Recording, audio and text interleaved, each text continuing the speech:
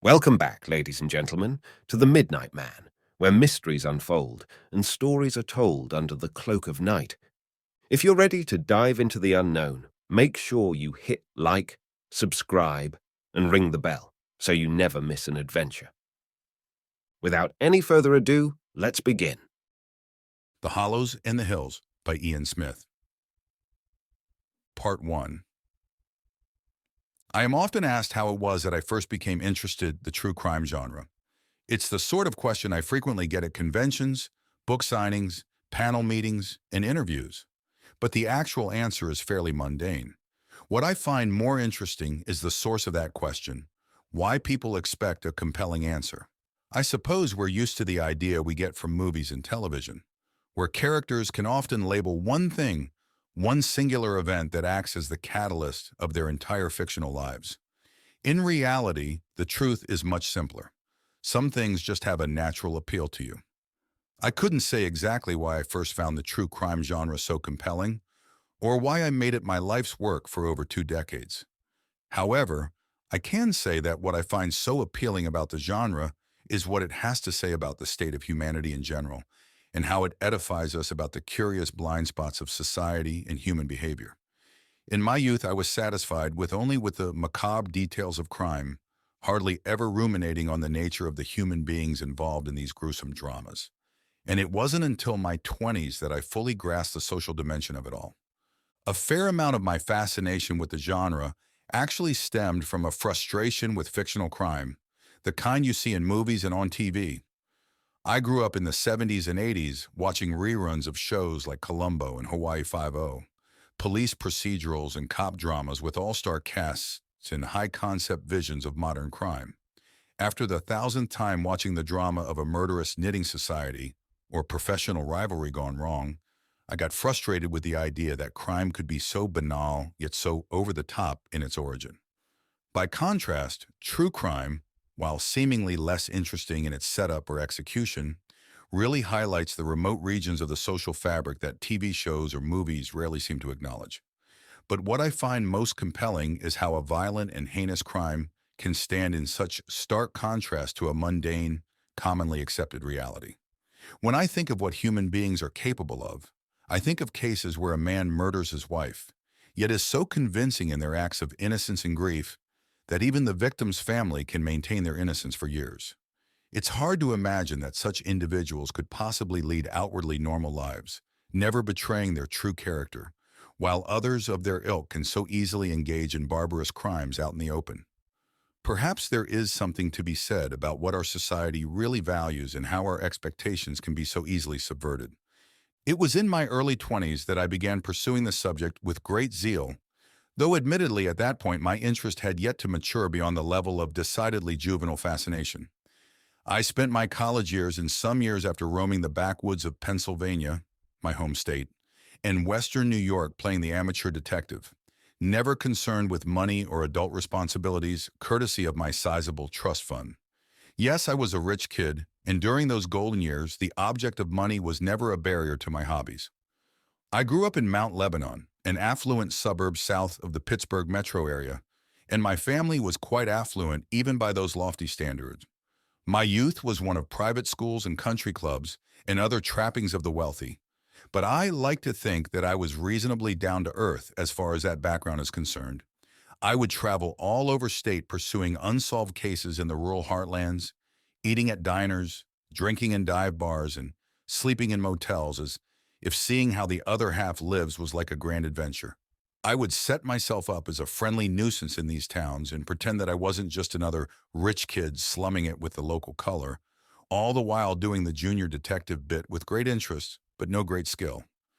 With my crew of friends from college, we had an absolute blast traveling all over the state pursuing these gruesome mysteries, sometimes joking that we were like an R-rated version of the gang from Scooby-Doo. It seems kind of stupid when I think about it now, notwithstanding the tremendous fun we had doing it. I learned later that investigating crimes, particularly violent and heinous crimes like murder or kidnapping, can be a very dangerous business if you aren't prepared and don't fully respect the subject matter.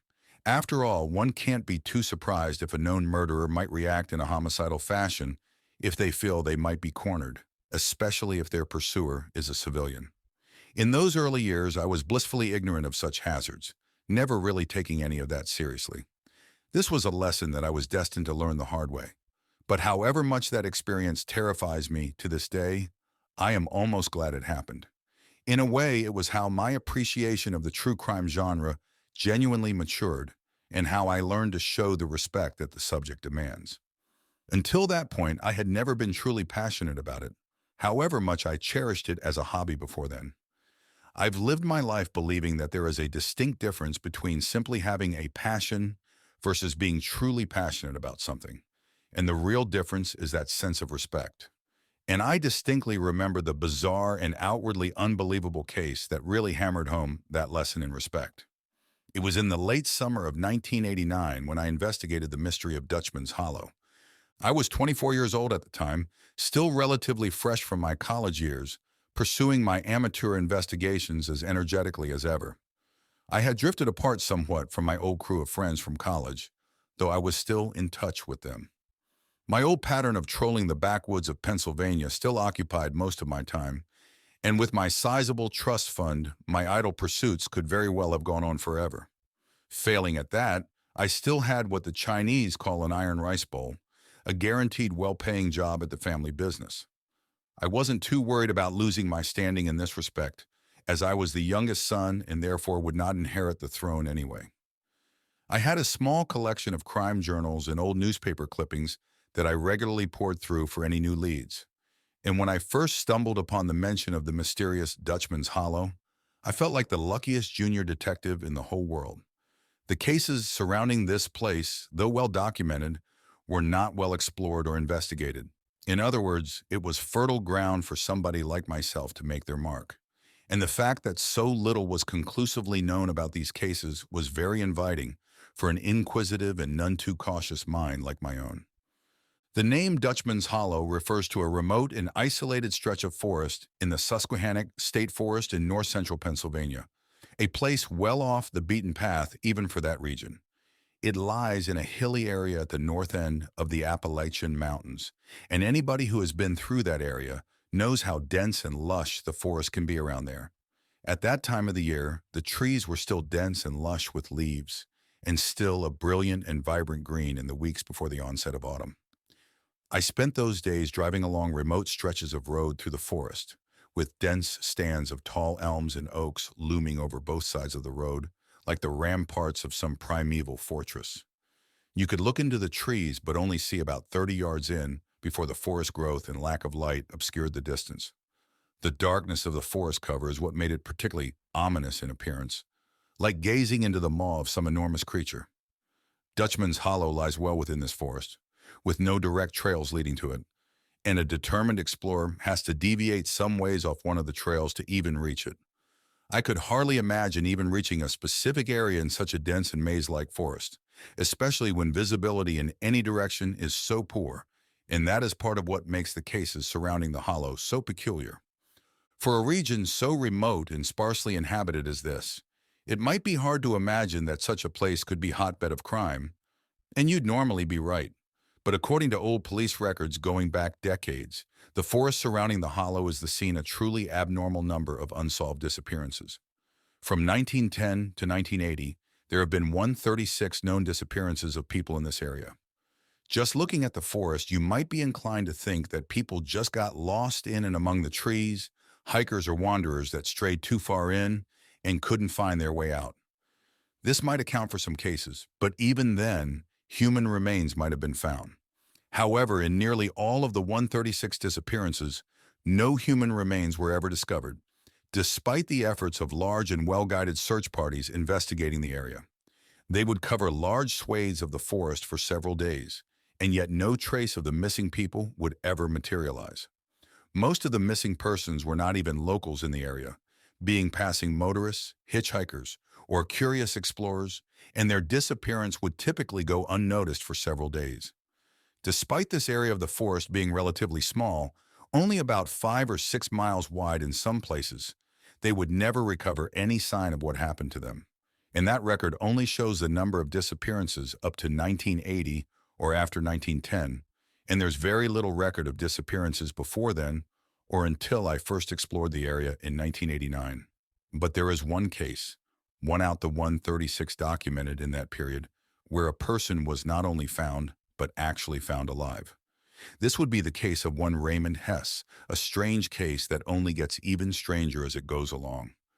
Raymond Hess was 26 years old in the spring of 1977 when he disappeared while driving along the road between the small towns of Cross Fork and Galton, Pennsylvania. He was a native of Altoona and an itinerant odd jobber making ends meet in different occupations. He had been recently discharged from the U.S. Air Force, in which he had served as a radar technician in Germany and Turkey, and had most recently taken up work as a house painter while learning to become an electrician.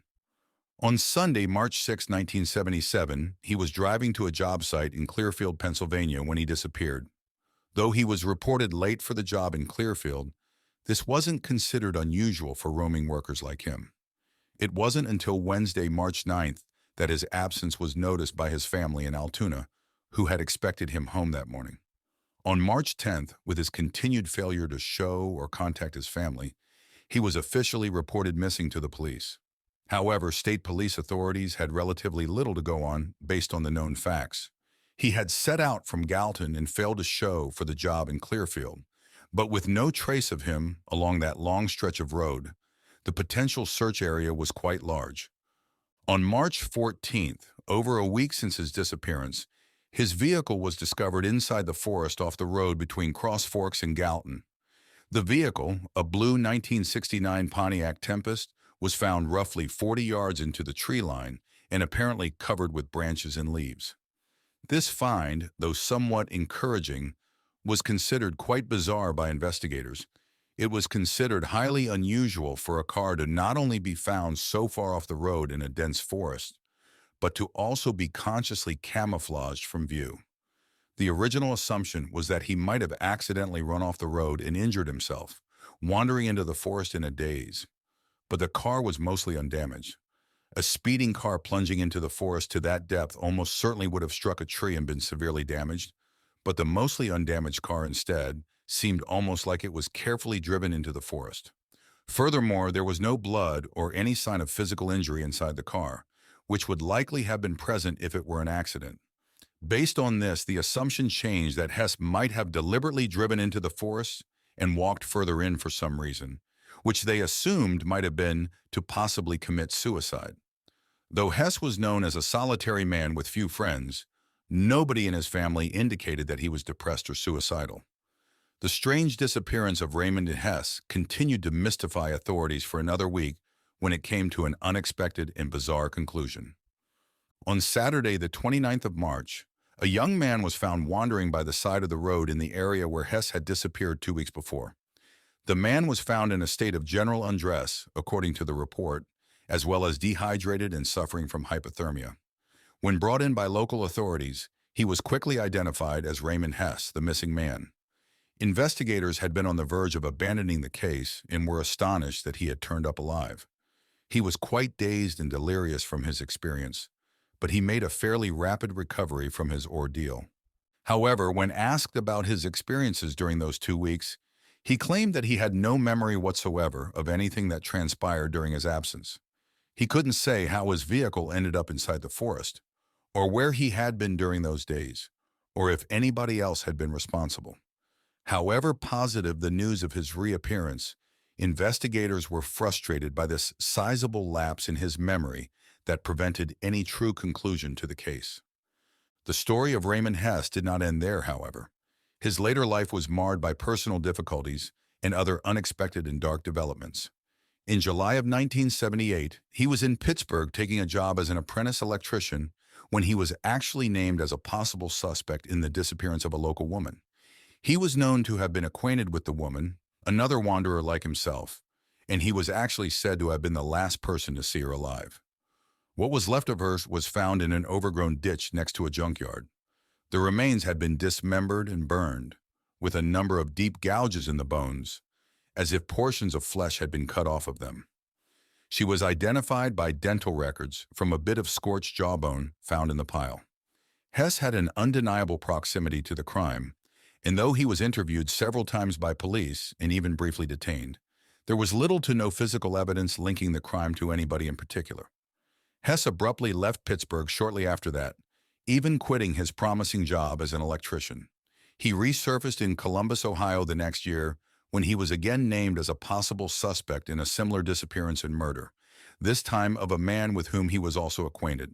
Again, despite his proximity to the crime, there was no real evidence suggesting his guilt, and he yet again faded off the grid. This process repeated itself 2 more times in Ohio and Indiana. Then in September of 1980, he suddenly left the United States, giving only a slight indication that he was moving to somewhere in Latin America. The strange case of Raymond Hess would be a focal point in my investigation, but I resolved to start with towns in the general vicinity of Dutchman's Hollow. I made the long drive from my home in Mount Lebanon to a town in the area called Renovo, a fairly small town of about 1,500 people on the West Branch Susquehanna River, a trip that took me about 3.5 hours. It was a long way to go for one adventure. But this was in the late 80s, when gas was practically cheaper than dirt, and the opportunity was too tempting for me to ignore. I made the trip in my still blue 1975 Cadillac DeVille, the two-door convertible, and one of my cherished possessions. Renovo, only about 6 miles from the trailhead leading to Dutchman's Hollow, seemed like a good place to act as a base for my investigation. Of course, it seems dumb now that I would so willingly attempt to explore such a remote area known for strange disappearances, but I was a sturdy young man still convinced of my youthful invincibility, and I wouldn't be doing this alone either. My friend Clarissa, part of the old crew, would join me in a few days, and surely between the two of us, we would be safe. I arrived in town on a Friday afternoon and began the typical routine I had formulated over the years, which started with a visit to the local Greasy Spoon. To my delight, I saw that the diner was also populated by 2 old men, local good old boys, that could be an excellent source of information. I introduced myself in usual fashion, and over a cheeseburger and countless cups of coffee, I got to know these 2 men, Ernest and Jed. We talked for hours about local legends and folklore, and I couldn't have asked for anybody more knowledgeable about local goings-on. No doubt these 2 old boys were rather amused with the wandering rich kid taking such an interest in the local flavor, but I think we established a good rapport that could be invaluable. I was pleasantly surprised to find out that they knew all about the reputation that surrounded Dutchman's Hollow, and the cycle of disappearances was an established part of older local legends. Not too many young folks knew about those legends, they said, that it was mostly the subject of myth by this point. But these 2 men were still firm believers in the stories about the area. "You won't catch me up there ever, not for $1 million you won't," said Jed. "Old folks around here will tell you the same thing. Young folks don't know so much, but they don't go around there anyways," said Ernest. I learned a lot from Ernest and Jed, and I was pleased to have made a good impression on the locals before starting out on my investigation. Later that evening, I settled into a room at a local motel and kept up studying the reports and stories about the disappearances around the area. But all the while, Ernest and Jed's words kept running through my head. According to them, the local legends surrounding the area were an older phenomenon, and few still heeded them. At first, this was reassuring, because if the stories were that old and had since faded away, then it might mean I could explore the area in relative safety. At the same time, I was starting to feel a growing apprehension about this whole misguided adventure, and having confirmation from the locals that there was something strange about the area made this feeling more pronounced. Nonetheless, I had resolved that I would do some exploring there myself before Clarissa arrived in 2 days. I had a rough route along a hiking trail sketched out, and with some moderate hiking provisions, I was physically well prepared for the journey. By 10 o'clock the next morning, I stood at the edge of the forest leading to the hollow, and my prior feelings of apprehension returned as I observed the path leading in. I knew the forests in this region were dense and wild, but standing immediately at the edge of it, looking in was an ominous experience. The trees and brush here were closely spaced, with the treetops forming a particularly dense canopy overhead that almost completely blocked sunlight. Further in, I could see that the underbrush wasn't too thick, but the upward slope and close-together trees limited forward visibility to 30 yards at most. From the outside, I could only get a mild sense of the darkness under the trees, but actually stepping past the tree line changed the atmosphere completely. When I stepped into forest proper, it almost seemed like the time of day had instantly changed from mid-morning to evening, a startling shift that I hardly expected. Now I was starting to get nervous in rethinking my commitment to this investigation. But the alternative was sit on my ass back in town for 2 days until Clarissa showed up and restored my confidence. Lacking any better ideas, I started on my way up the trail. I wasn't sure if I would try to make it all the way to the hollow, but going a little ways and getting a sense of the land seemed appropriate. The trail I followed was not well maintained, occluded in many places by underbrush on both sides, so I had to go quite slow to maintain my bearings. I figured the whole hike would be about 4 miles round trip. Not much of a challenge for me, but the land was steeper than I expected. I followed the trail religiously, only taking my eyes off it to scan my surroundings. Knowing the reputation of this place, I remained alert and stopped frequently to look around for anything suspicious. The forest was unearthly still, with only a slight breeze moving among the trees, rustling the leaves overhead. It occurred to me around this time that I probably should have brought a gun along with me, isolated as I was in a region that was known to be dangerous. This belated realization was yet another example of my decidedly poor planning of this expedition. All I had on me was a small utility knife, a multi-tool that I had been extraordinarily proud of earlier, but would be a poor choice for self-defense. I suppose it was better than nothing, but it struck me then that I was not well prepared at all if I actually did stumble upon something around Dutchman's Hollow. To say that I felt like I was being watched would be an understatement. I've heard people describe this eerie feeling before, but they've never done justice to how profoundly unpleasant that feeling is. I trudged along the trail, feeling this sensation grow stronger as I approached the point where the path to the hollow breaks off the main trail. When I reached this point, I stopped to have a look at my surroundings and contemplate possibly going ahead. The trail that led off in the direction of the hollow was barely a trail at all, instead being more like a faint string of bare spots in the underbrush, leading off to the southwest. I don't know if it was just me and my nerves, but I could swear the forest along this path was even darker and more ominous than the rest. The silence in particular was disturbing to me. A forest at this time in the summer should have been more active and noisy, with droning insects and warbling birds and all kinds of forest creatures. Some of that was present, but at a strangely low volume, hardly audible above the sound of trees rustling in the wind. After about 5 minutes staring into the direction of the hollow, I made up my mind to turn back and head towards the road where I had parked my car. I had quite enough this eerie forest for one day, and I was almost desperate to leave it behind. Before I turned back, I decided to get a picture of the trail leading to the hollow, a picture that didn't turn out particularly well due to the poor lighting in the forest, but I wasn't interested in sticking around to get it right. I went back along the trail the way I came at a much brisker pace than before, not bothering to look around for any sign of danger this time. As kept going, I was struck by a powerful, anxious feeling that I might be lost in this forest, that I might never find my way out because of poor visibility in all directions. I just did my best to keep my nose in dirt on the trail, and after about 15 minutes, I was relieved to finally see the edge of the forest and beyond, the shoulder by the side of the road where my car was parked. Without ceremony, I hopped in, got my car going back in the direction of Renovo. The first thing I did back in town was to visit that comfortable old diner. My fear and anxiety dropped off enormously when I crossed the threshold, glad to be back someplace sheltered and familiar. As before, Ernest and Jed were parked in their usual booth palavering over their endless cups of coffee, and they ushered me over as I walked in. I remember how glad I was to see their faces, and I greeted them with great warmth.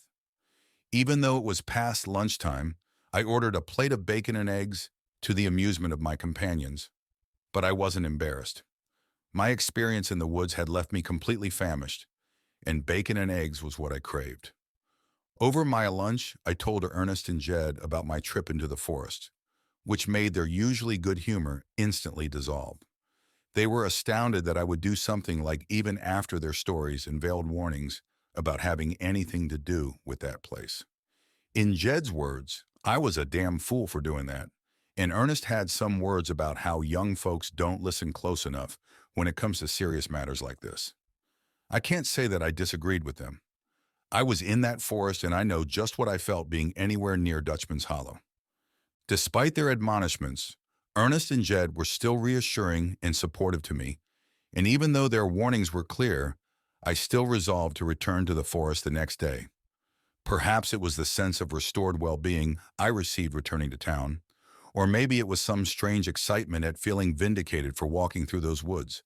But I was set on finding out all I could during my trip up here. I didn't tell Ernest or Jed that I planned to go back there, but with their warnings fresh in my mind, I was intent on being more cautious. As soon as I left, I headed over to a hunting gear store to buy myself some more impressive means of self-defense. This shop did actually sell some firearms, but I settled for a large hunting knife that must have been twice the size of my original utility knife. With the rest of the day to kill and not intending to go back before tomorrow, I decided I would try to visit a library or historical society in the area to do some more research on local history. Ernest and Jed were pretty good sources of general knowledge, but I thought a more detailed history of the area might shed some light on what exactly I was walking into. One thing I love about small towns, they care about their local history in a way that more cosmopolitan city folks don't. In the library in South Renovo, I found a whole section on the history of Clinton County and the surrounding areas going back to pre-colonial times. There were books on native tribes, notable settlers, the natural landscape, and all sorts of topics. In one book, I finally found some information regarding the origins of the legend of Dutchman's Hollow. In the year 1656, a Dutch settler named Vicus van der Heide and his family arrived in the New World through the port of New Amsterdam, which then was still part of the Dutch colony of New Netherland. He originally settled on the shores of the Chesapeake Bay, today part of the state of Maryland, where he prospered as a trader in fabrics and pelts. He and his family would live there for nearly 20 years, until the year 1674, when in the aftermath of the Third Anglo-Dutch War, the New Netherland colony was ceded to the British. Vicus and his family, possessing a strong antipathy towards British rule, left the colony in disgust and went north into the wilds of the northern Appalachian Mountains in modern-day Pennsylvania. He and his family would settle in a very remote stretch of forest, far from British authority, in a region that would bear the name Dutchman's Hollow after its original residents. Though the region in which they settled was still populated by a native tribe, the van der Heide family was still determined to call the forest home. Early friction between the natives and the new settling family eventually gave way to a mutual understanding and tentative peace that would last for well over a century. Dutchman's Hollow was situated in a part of the forest that had great spiritual significance to the local tribe, who feared and hated the region and regarded it as a dwelling of powerful and ancient spirits. Despite avoiding the region, they opposed van der Heide's decision to settle there, fearing it would provoke the wrath of the spirits said to inhabit the hollow. This opposition to settlement would fuel much of the violence between the natives and settlers, but eventually the natives were driven from the region by another tribe, who permitted the van der Heide family to live there so long as they avoided contact with one another. Vicus van der Heide would call this area home for the rest of his life, as would his descendants, who would remain there for centuries, their backs to the outside world. Other than that, not much was really known about the early settlers in the forest. Nobody has seen the family for hundreds of years, and it is thought they might have perished during a harsh winter in 1806, which was the last time anybody had ever seen them. Outsiders know little about it, and those who do generally avoid it out of habit and deference to local legend. Armed with this knowledge, I was now determined to return to the forest the next day to continue my investigation, my curiosity overriding my fear and apprehension. In an odd way, it was actually reassuring to know that the original natives shared my own fearful impressions of the forest, that they too were intimidated by its dark and ominous atmosphere. In my mind, I rationalized my fears as being the product of that atmosphere, that despite the abnormal number of disappearances in the area, the eerie feeling of dread was due to my own imagination running wild and overpowering my reason. Nothing was really wrong, I thought. I would be more prepared and cautious the next time, and nothing could get the drop on me so long as I was vigilant. Having thoroughly rationalized my fears, I found my courage restored, and I prepared for another trip into the forest, hopeful that my newfound courage would hold out. The next day, I again found myself standing at the edge of the forest, suddenly reminded of why I was afraid of this place before. Worse, today was mostly overcast, and now even less light made it through the forest canopy to the trail below. But I still held on to my previous rationale that my fears were overblown and nothing would happen to a plucky young fellow like myself if I was prepared and extra cautious. Once again, I stepped across threshold of the trees and went my way along the trail. I remembered the trail well, and my pace was much quicker than last time, but the feeling of being watched was even more pronounced than before. The fact that the forest was even darker than yesterday certainly didn't help to reassure me. I pushed on regardless until I reached the point where I had stopped the last time and regarded the spotty, unclear trail supposedly leading to Dutchman's Hollow. To this day, I can still remember quite clearly the powerful feeling of dread that struck me while I gazed into that dense forest, a feeling that nearly forced me to turn right back around. It felt like I was trespassing in a powerful, inviolable place, and I felt terribly exposed, like somebody was watching me as I crossed the boundary. But there wasn't any decision to be made. I was determined to get farther than I had yesterday, and so I took a deep breath and stepped forward onto the trail to the hollow. At first, I felt relief when I made that first step, relief that nothing dreadful had happened immediately, that the forest around me seemed unchanged. I tried to keep my eyes riveted to the sparse trail ahead of me, a trail that was much choppier and less clear than before. The path mostly consisted of short clearings in the underbrush, arranged in a general line, requiring short stops at each to spot the next one in the sequence to stay oriented. Now my pace was much slower, giving me time to appreciate scenery surrounding the trail. As I went on, the forest canopy seemed to get even more dense and came to a lower height the further I proceeded. The forest became thicker and more claustrophobic at every point, and now very little daylight penetrated to the forest floor.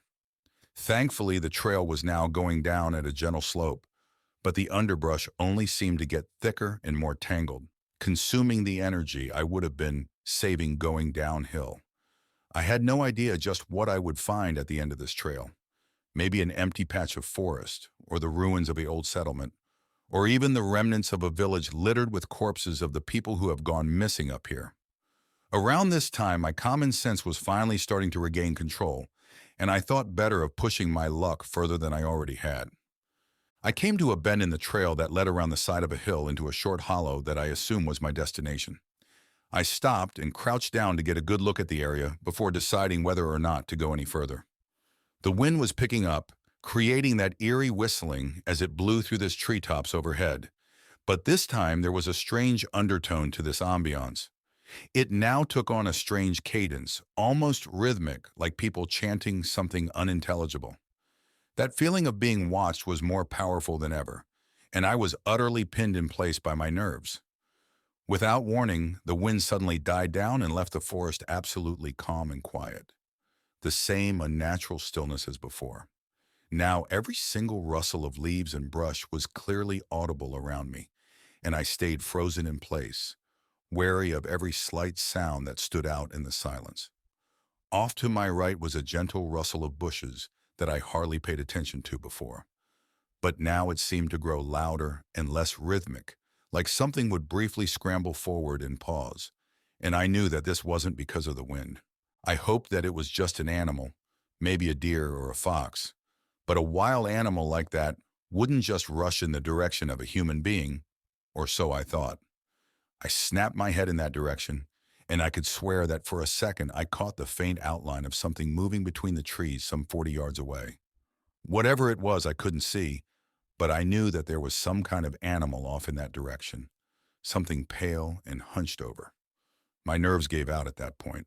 I turned tail and began a brisk trot back in the direction of the main trail, this time convinced I was about to become the victim of an animal attack or God knows what. Fishing my new hunting knife out of my pack, I rapidly scanned the forest all around, that insistent rustling now getting quicker and closer to me.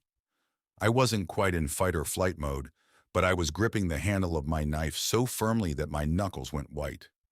By now I had escalated to a run, tearing my way through thickets along the path without caring how badly I got scratched up. To my dismay, whatever was moving through the forest off to my right was keeping pace with me the whole time, getting closer than ever to the trail I was following. I accelerated to a sprint, or as close as I could get to a sprint while pushing my way through brush and low-hanging branches, and whatever was chasing me kept up without any trouble. Frantic as I was, I began tearing up, ready to cry out if whatever was giving chase finally caught up with me. Now I wasn't even consistently following the trail ahead, sometimes charging off into the brush to cut a bend or corner in the trail. Finally, as I rounded one last bend, I saw the junction with the main trail, and to my incredible relief, I heard the rustling quickly die off. Whatever had pursued me had now broken off from chasing me, and I just about dove across the threshold of the main trail. I just about collapsed there, overcome with relief and coming down from the fear-induced adrenaline. Regaining my awareness, I saw that I wasn't necessarily out of danger yet, and I got up and quickly retraced my steps back along the main trail to my car. As I went along, I wiped the tears from my eyes and the snot from the nose, hoping it would look as if nothing happened when I got back to town. At this point, my relief gave way to mild embarrassment over my minor breakdown, and the thought I had nearly gotten myself attacked by a wild animal through my own stupidity. It isn't that stupid when I think about it now, but at the time I felt foolish over the whole misadventure in the middle of the woods. Part 2.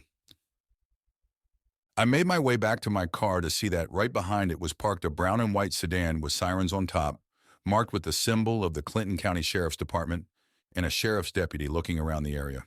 He waved at me when he saw me come out of the trees, and I waved back and went over to him. "Afternoon, sir," he said mildly. Hello there," I responded, now somewhat nervous. I've always been nervous around authority figures. "This your vehicle here?" he said, pointing at my convertible. Yes. Is it far enough off the shoulder?" "I was just hiking up there and," I said meekly, pointing in the direction of the trail. "No, it's fine. Saw your vehicle here. Wondered what it was doing here. You said you were, hiking up there?" he asked incredulously. "Yeah, it's not off limits, is it?" I replied, now worried I was in trouble. "No, it's an open trail. Just wondering what you're doing there. Not too many people go up there," he said. "Just curious, really. Wanted to see what was up there." "Well, some folks in town heard a young fellow was going up there and they were worried." I smiled a bit at that. I guess old Ernest and Jed really were concerned about me. They're good guys, those two. "Well, I'm fine, pretty much. I was just on my way back," I said dismissively. "All right. Well, I'll follow you back. Make sure you get there okay," he said with a brisk nod. I didn't object to that. I was still pretty rattled from the whole experience, and I suppose having another friendly face around might settle my nerves. Before we left, I took one last look into the forest, and for a brief second I thought I could see a vague outline of a man in the darkness under the trees. I rubbed my eyes emphatically, and when I opened them, the outline was gone. I got in my car warily, and the two of us drove back into Renovo, the deputy close behind. We both turned into the parking lot of the familiar old diner, and the deputy, one Deputy Shane Hale, got out and went inside with me. "Good coffee here," he said cheerfully as we went inside. As ever, over in the corner booth were Ernest and Jed, and to my great surprise, I saw my friend Clarissa sitting with them, chatting them up enthusiastically.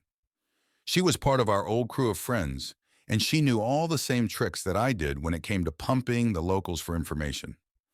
She waved me over with excitedly, and I quickly wiped my face in case there were any tears or snot still on my face. Deputy Hale took a seat at the counter while I piled into the booth next to Clarissa and greeted them with as much excitement as I could muster in my rattled state. As I thought, Ernest and Jed were the ones who told the sheriff's deputy to check on me up at the trail to Dutchman's Hollow, worried I was still going up there. Clarissa had been there for about half an hour before I showed up and got into a conversation with those two about the same things I had asked about 2 days before. She wasn't planning to arrive until tomorrow, but she got time off work a day early and decided to show up then. I joined in the conversation, but with less enthusiasm as I might have had before. Knowing that they were worried about me, I decided not to tell Ernest and Jed about what happened up there at the Hollow, as I was still a bit embarrassed about the whole thing. They told Clarissa many of the same things they told me days before. I told them a bit about my own impressions of the forest during my brief excursions up there. She was actually excited about what I told her, the fear addict that she is, and it took a lot of effort to convince her not to go up there right away. I said that we should spend the rest of the day doing some research before we even think about going up there. And to my relief, she finally agreed. I wasn't sure that I even wanted to go back up there. I know that I had thought the same thing the day before, but this time the threat was abundantly clear, and I wasn't sure that I could rationalize it this time. I resolved that I would tell Clarissa the truth about it once we had a moment alone to discuss our next move. We palavered with Ernest and Jed for another hour or two, with occasional input from Deputy Hale, before we decided to head out. I directed Clarissa over the library for our research efforts, and I was sure that I hadn't read the full story about Dutchman's Hollow or any of the people that lived there. I poured through the local history section, looking out for any books that I missed or skipped over in my previous trip. In one book was a whole section on early settlers in the region, and in it I read that the von der Heide family were not the only ones who come to settle in Dutchman's Hollow. In the year 1699, a Scotsman named Wallace Macduff made the journey across the Atlantic, arriving in the port of Boston. He was a woodsman by trade, nursing dreams of settling the virgin lands of the New World, and he would come to this part of it in the summer of 1700. By this time, the vast land had been granted to William Penn, after whom the colony of Pennsylvania was named, and like the von der Heide clan, he would opt to settle in the remote forest. He brought his family to the region of Dutchman's Hollow, where the von der Heide clan still dwelled, though old Vicus was long dead by this point.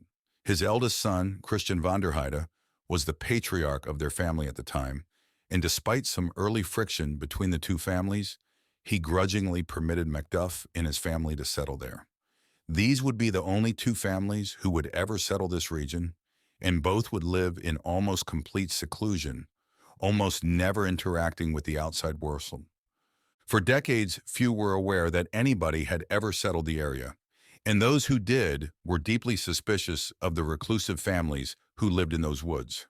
They would become the target of many unsavory rumors, some accusing them of witchcraft or devil worship, others saying that they engaged in disgusting, perverted, and decadent behaviors in the privacy of Dutchman's Hollow.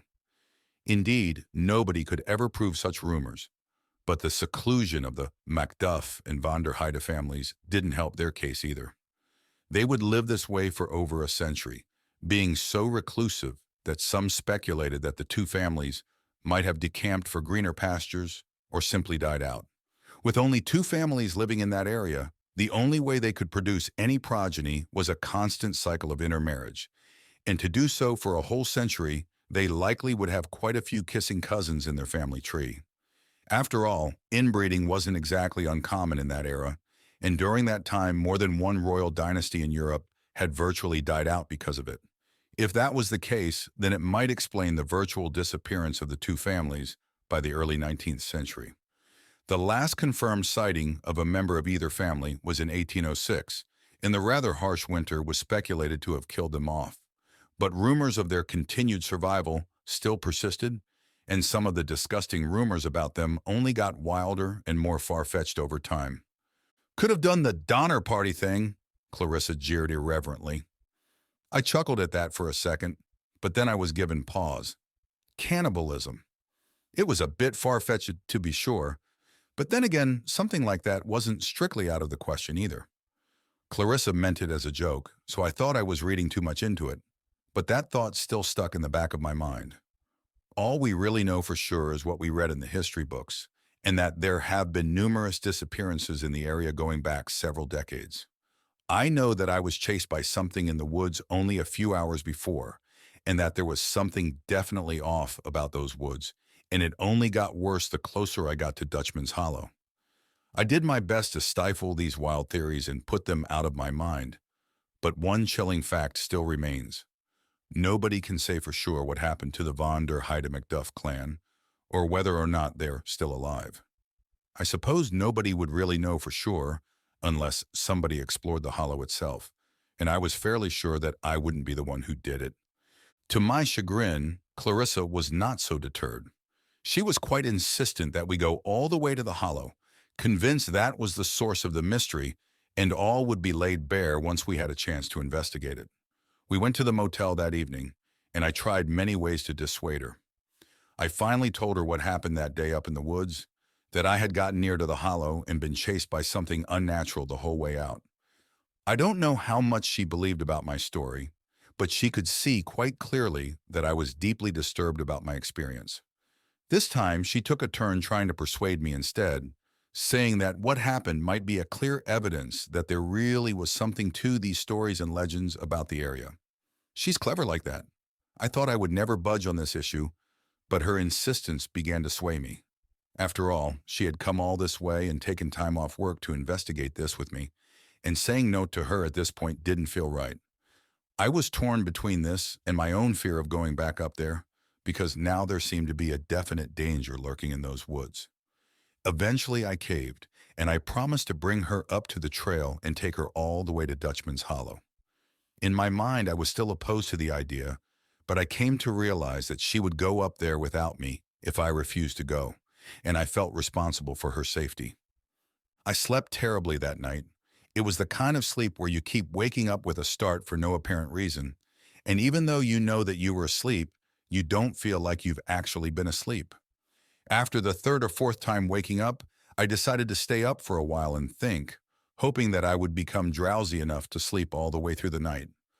I was sitting in a chair idly gazing out the window to the highway when I saw something unusual next to the road. I thought I was seeing a human shape wandering out in the darkness, but I couldn't be completely sure. But that outline would reappear every few seconds, and I was riveted by this unexpected sight. Next to the road was a street lamp that cast an orange glow on the ground, and I could see this human outline approaching it. Now this figure had my complete attention. From what I could see, the figure was a man, an extremely tall man, wearing strange clothes and quietly sidling along the side of the road. When he reached the glow of the street lamp, I was able to see this figure clearly. It was indeed a man, a very tall man that I think must have been nearly 7 feet tall and extremely thin, with his joints bulging out noticeably. He must have had pale or ruddy skin, though it was difficult to tell in the orange glow, and he had a large tangled mop of remarkably pale blonde hair on his head and a bushy beard of the same color on his face. His clothes, if you can call them that, seemed very crude and filthy, as if he had cobbled them from sacks or strips of cloth and leather. His torso was covered by short-sleeved tunic, and his legs clad in a pair of shorts that looked like burlap or some other type of cloth. I didn't know why at the time, but the sight of this man gave me unbelievable chills.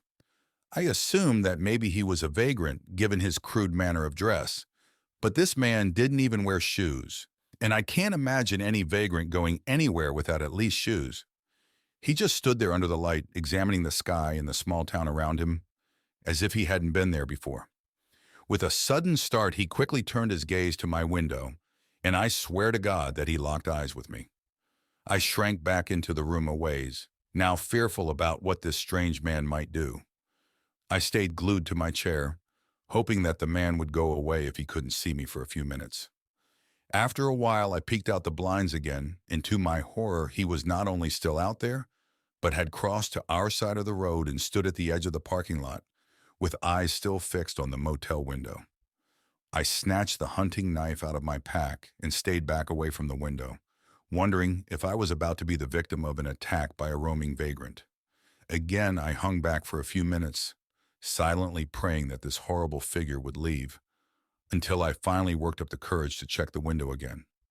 My heart sank when I saw his too familiar outline outside, still staring at the window, but he only looked for a few seconds when he did a swift about-face and strode off down the road and into the night.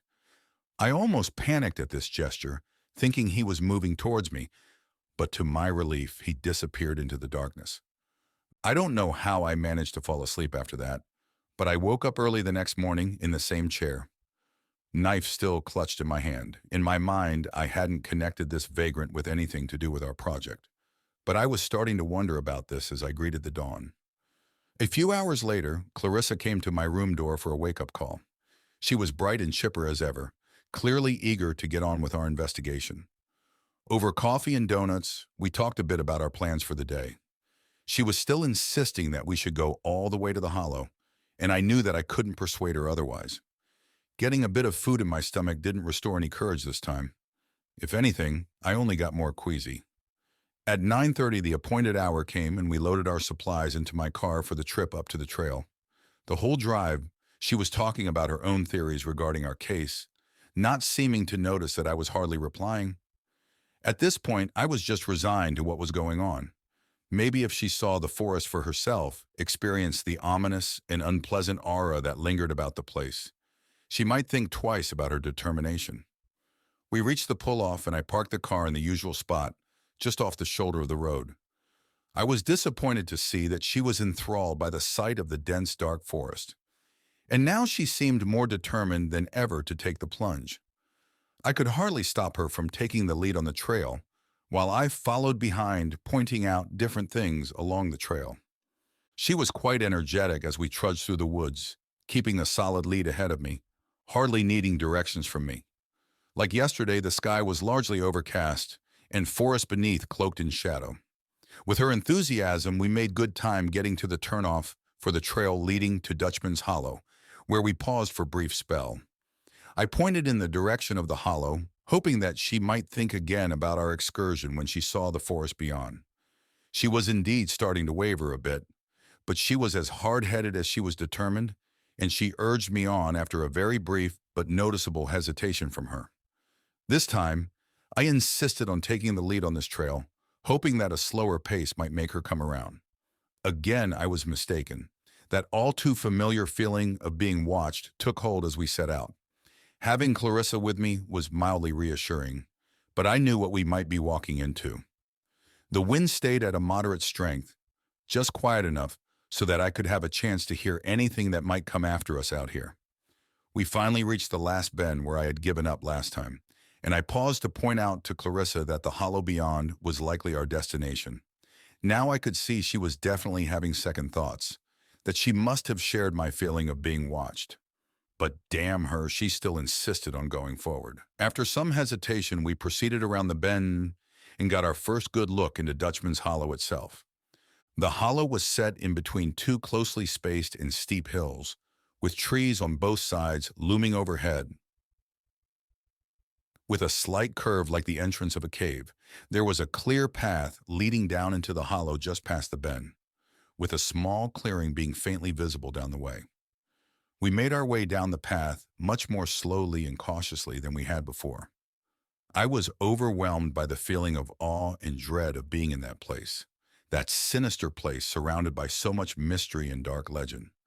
The trees in the hollow were more dense and ominous than anywhere on the trail leading up to it, with very little light breaching the treetops, making the path feel like we were in the twilight of the day instead of near the high point of the morning. Along the path were small piles of stones arranged in a pyramid. They were cairns, definite signs of human presence. The path itself was rather long, but after a short while we finally emerged into the clearing that marked the exact spot of the legendary Dutchman's Hollow. The clearing was situated in a steep gully with the forest close in on all sides, so that the forest canopy extended over most of it, but with slightly more light visible. Around the edges of the hollow were the long abandoned ruins of two houses that had long since rotted away, leaving behind only their foundations covered in ivy. In the center was a pile of stone rubble, probably the remains of a well, though the pit of the well had long since collapsed inward, leaving only a small depression in the ground. We were so awestruck by the scene that we almost forgot why we were there in the first place. We began examining all around the perimeter of the hollow, trying to find the exact boundaries or any other structures we missed. I noticed for the first time the entrance to the hollow was marked by two cairns, one on each side of the path, clearly meant to indicate the threshold of this place. I stepped into the foundation of one of the houses, trying to see if there was anything like a basement, which I found out when the ground beneath me gave way and I was plunged about 6 feet into a lower part of the foundation. I was relieved to see that this new part of the house was relatively shallow, and Clarissa was able to help me out of the hole. It was apparently the basement that I had fallen into, a sod basement with no remaining overhead supports. The first house turned up nothing, with the basement being completely empty and the above-ground section being completely rotted away. The second house was a bit more promising. It was in a similar state of decay as the first, but there was still a clear entrance to the basement of this one. We lowered ourselves inside and were briefly overpowered by the musty stench of it. It was incredibly clogged with spider webs that crossed the whole room, with some webs still populated by their current occupants. We had looked around with our flashlights, seeing that this basement was somewhat more intact than the other, when we spotted yet another small cairn against the back wall of the room. Without needing to be asked, Clarissa approached it, looking it over carefully, then began dismantling it. We cleared off the stones to find that underneath was a narrow but very deep hole, almost like a shaft, not large enough to fall into, but certainly deep enough that I could barely reach the bottom with my arm. At Clarissa's urging, I reluctantly rolled up my sleeve, shined the light down the hole, and probed it with my hand. Thankfully, there were no bugs crawling about in the hole, which I had expected. I slowly reached down further and further into the hole when I felt my fingers brushing the bottom. I didn't know what exactly I was looking for, but at the bottom I thought I could feel string or bits of straw. Reaching down a bit further, I managed to get a good grip on the object, and I pulled it up out of the hole to examine it. I was surprised to see that the object was actually a doll. It was a rag doll, stitched together from bits of what I assume was burlap, with bits of straw and feathers forming the hair on the head, which had been crudely stuck on through the cloth. The doll had no eyes or a face, but was definitely of a human form, and strangely heavy. It felt like it was filled with small, hard objects, like rocks, but irregularly shaped with some sharp edges. I turned the doll around to see that some of these edges were actually poking through a stitched section on the doll's back. I pulled the stitching apart a little bit and shook out of some of these objects. A few spilled onto the ground, and I could see that they were white in color with pale brownish-yellow streaks. As I weighed them in my hand, I suddenly realized what exactly I was holding. Bones. The doll had been stuffed with bone fragments. I was utterly taken aback by this revelation and threw aside the doll, laying out the bones where Clarissa could see them. These were only bone fragments, so I couldn't tell what kind of animal the bones were from, but it must have been something big if the fragments were the size of small stones. Clarissa was as shocked as I was by this find, which I was sure was evidence of something bizarre and probably quite fucked up going on in this place. We made a hasty exit from the basement and decided not to enter any more dark basements while we were here. At first, I was glad to be back in the fresh air outside, but the ugly atmosphere of the hollow quickly dampened my spirits. The wind was starting to pick up again, making the forest more noisy and bringing back that ominous howl of air passing through the treetops. It was that same howl as before, the one that sounded almost like chanting voices, and I didn't associate that sound with anything good. Clarissa insisted that we stay a little while longer to cover all of our bases while we were here. I think she didn't want to make a return trip to this place, and I agreed. We went back to surveying the perimeter of the hollow, poking through brush at the edges to see if we missed anything. Clarissa called out excitedly from someplace behind the second house, well inside the brush at the edge. I ran over to see that she was shining her light into a small cave obscured by the brush, straining to see what was inside. She wanted to look around inside that cave, convinced there was something worth finding in there, even after what we found in the basement before. I really didn't want to go inside, but it's hard to argue with someone as enthusiastic as Clarissa. I followed right behind her as we shimmied into the low cave entrance. The cave was unexpectedly deep, reaching into the ground nearly 10 yards before opening up a bit. After the narrow bit, we found ourselves standing within a larger cavern, the ceiling about 7 or 8 feet high, and the room about 20 feet across in any direction. It was almost totally round with few stark edges, and a small depression in the center that was filled with something dark that we couldn't see clearly. Some amount of outside light came down from the shaft leading to the entrance, but this inner chamber was totally dark, and we only saw its dimensions when we explored with our flashlights. Looking up, I could see there was a small, narrow opening in the ceiling that led into a long vertical shaft that actually had some daylight far above. I wondered how something like that could have formed naturally, and I realized that it couldn't. Everything here had to have been built or dug by human hands.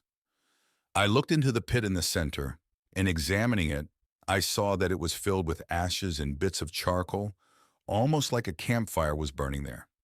Someone had to have lived in this place at one time or another if there was fire burning in here.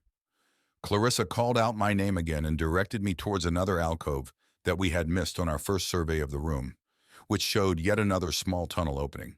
Without warning, Clarissa crouched down and went forward into the tunnel, and I had no time to protest this. This tunnel was quite a bit shorter than the other, less than 5 yards, and it led into a smaller chamber of a more rectangular shape with a lower ceiling. The first thing I noticed about this new chamber was the stench, a horrible stink of guts and rotting meat like you'd smell near a slaughterhouse. I was alarmed by this powerful stench, which was undetectable anywhere else in the cave and came on so suddenly upon entering this new chamber. At this point, I decided we had explored quite enough, and I tried to urge Clarissa to leave this disgusting place before we found something we really regretted finding. She didn't reply at first, but only continued to stare at some remote spot on the ground in front of her. I went over to see what exactly she was so fixated on. I approached her from behind and saw that she was staring at yet another pit in the ground, again filled with some dark substance that I didn't want to examine too closely. I tried getting her attention, but she only stared and pointed at the pit on the floor, urging me to take a closer look. I bent over and saw that this pit was not full of ashes, but some dark, red substance that I almost immediately recognized. Blood. This pit was the apparent source of the horrid stench, and I leaned over to see that I was not mistaken, and this pit was indeed filled with blood. I dabbed my finger in it, hoping beyond hope that it wasn't as I expected, but it was. This blood was fresh. I smeared easily on my hand and didn't even seem coagulated.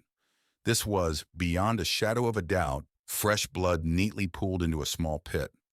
This was as clear a sign as any that we had stumbled upon something that we were clearly not prepared to face.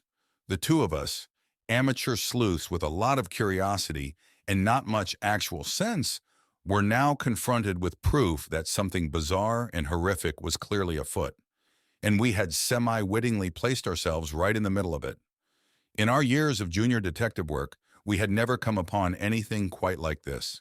Indeed, we had never really found anything truly substantive before. This finding left both of us feeling extremely vulnerable in that moment, now finally grasping the depth of our situation. We were deep inside a mysterious cave in the midst of a dense and remote forest, a cave with only one discernible entrance and exit, where something clearly still dwelt. I hardly needed to persuade Clarissa that we should try to make a quick exit from this place before we made any more disturbing and unwelcome discoveries. We immediately turned back and made our way through the narrow tunnels to the long, sloping passage that led up to the cave entrance. As I looked up to the entrance through the long passage, I thought I saw a very flicker of a shadow at the entrance above, and for a brief second I caught a faint whiff of a putrid odor wafting down the tunnel. I thought for a second that maybe this was the same stench from the lowest chamber, that distinct smell of rotting meat. But this smell was different, more like offensive body odor than anything. The foul odor and the brief shadow across the entrance made me hesitate for a moment, but I had even less desire to remain here than to venture back into the forest. Clarissa and I made our way up to the entrance and emerged into the relatively fresh air of the forest outside, glad for a moment to be outside of that horrible place, even if Dutchman's Hollow was the immediate alternative to the cave. To our dismay, the sky was now completely overcast, casting the forest outside in an even more dim and forbidding shadow than before. The wind had now become a stiff breeze that made considerable noise as it rustled the treetops overhead. Without pause, we gathered our packs and immediately set our sights on the trail leading out of this place. Despite our fatigue from scrambling through the cave tunnels, we set a brisk pace along the trail, now eager to be out of this place before anything else made an appearance. As we crossed between the cairns marking the entrance to the hollow, I once again detected that foul odor I had first picked up near the cave. This time, the odor was noticeably more powerful, enough that I actually halted for a few seconds, trying to waft it away with my hand. The wind suddenly died off and the stench dissipated, which was a relief at first until I perceived the unusual stillness of the forest around us. I ventured a look into the woods on both sides and turned around to give Dutchman's Hollow one last parting glance before leaving this place for good. I regarded it cautiously for a few seconds and prepared to turn my attention back to the trail when I saw a vague but disturbingly familiar outline among the brush at the edge of the hollow. I recognized it instantly as a human outline, standing straight up with some streaks of pale skin visible among the foliage. I froze in place, every nerve in my body prickling with acute fear as I fixed my eyes on what appeared to be a man standing and staring along the trail, staring at us. Clarissa noticed my startled posture and with a worrying expression demanded to know what I saw behind us. I broke out of my trance and simply urged her to keep going, hoping that what I saw was somehow only an illusion. We increased our pace and kept following the trail, hardly pausing to keep our bearings on the patchy, unclear trail leading through the brush. It was then I heard that only too familiar sound of something sprinting and leaping through the brush around us, a sound that got closer with each passing second. My heart just about plummeted from my chest to my stomach when I recalled where I heard that sound before, and staving the urge to groan in terror, I pressed Clarissa to pick up the pace even more. I worked up the courage to turn around and look for any sign of our pursuer, and off to our left I could see the same figure of a man, standing partly obscured by a tree, a figure that I recognized instantly. It was the figure of the man I had seen the night before, the extremely tall man with long and bushy pale blonde hair and a scraggly blonde beard to match, with light skin covered by a layer of dirt and grime, sparsely clad in rags and animal furs. Clarissa paused again to ask what I had seen when she caught sight of him as well, clapping her hands over her mouth to stifle a scream. I grabbed her by the shoulders, and we both crouched behind the brush at the edge of the trail, hoping that this might obscure position to our pursuer. "Don't run," I said quietly into her ear. "We'll just keep walking, real calm, and we'll be left alone." I didn't quite believe those words as I said them, but I needed both of us to stay calm and not panic. At that moment, I had the idea that the reason I was chased the day before was due how I panicked and sprinted off, like I had ignited some primordial chase instinct in this man. I still believed somehow that this man was a local vagrant, probably high on something, and clearly he felt his domain was violated by the likes of us. "This guy obviously doesn't want us here, so we're just leaving. He'll respect that, Mom," I said reassuringly. Again, I don't know if I believed this either, but I needed to keep my eyes on the trail and I couldn't have either of us panicking and getting lost. With a few more reassuring words, I got Clarissa to get up and keep moving, our eyes still fixed on the man lurking behind the trees, glaring at us. We walked as slowly as we felt comfortable, standing as tall, as confident as we could, as if we were hoping to stave off an animal attack with our proud posturing.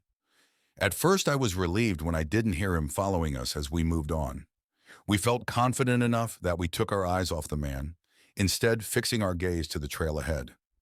Then I heard that shuffling sound of the man yet again giving pursuit, this time with a slower, more rhythmic cadence, like a trot rather than a sprint. We froze again and spun around to spot this man, once again standing perfectly still, a bit further back than before, but still visible behind the trees, seemingly undeterred by our display of courage. I whispered harshly to Clarissa to keep going, thinking that our slip in vigilance was to blame for his continued pursuit. This time we got off to a slight trot, not even bothering to work our way carefully through the underbrush along the trail. For a second, the man appeared to be hanging back and disappeared from my view, and I once again turned my eyes to the trail. This time, I couldn't quite suppress a groan of fright when I again heard that shuffling in the forest to our left, this time much quicker, like a brisk jog rather than a trot. My eyes were starting to burn and get cloudy with tears as we increased our pace even further, no longer caring if our running was only encouraging this man. That rustling in the bushes came closer and closer, and Clarissa was now gasping in terror with every step she took. Just as I was about to panic and break into a full-on sprint, the movement in the brush stopped. I almost stopped as well in astonishment. We slowed down a bit, frantically glancing around us for any sight of the man chasing us. For a moment we saw nothing, We kept trotting along the trail, hoping that perhaps this man had finally given up his pursuit, noticing that the wind had increased a bit from the earlier stillness. I entertained some vague hopes that we had finally evaded our pursuer, believing that if we got back to the main trail, we would effectively be in the clear, as had happened the day before. That foul stench from before once again invaded my nostrils, but this time the smell seemed to be coming from somewhere ahead of us, in the direction from which the wind was blowing. We paused for a second, wondering just what was about to happen. I crouched and shuffled forward, intending to push Clarissa to keep going, when she spun around, gave out a blood-curdling, ear-piercing shriek of mortal terror, and sprawled backwards away from me. As I turned to see what she had screamed at, I was violently thrown forward into the dirt, as if somebody had just tackled me, gasping from having the wind knocked out of me, and I felt something strike my backpack with incredible force. I rolled over in a panic to see that, to my complete and utter horror, the man was standing over me as I lay helpless on the ground, gripping a long shaft that I saw was a spear that had pierced right through my backpack. The horrendous stench of this man was unbearable this close, and I finally got a clear, close look at his face.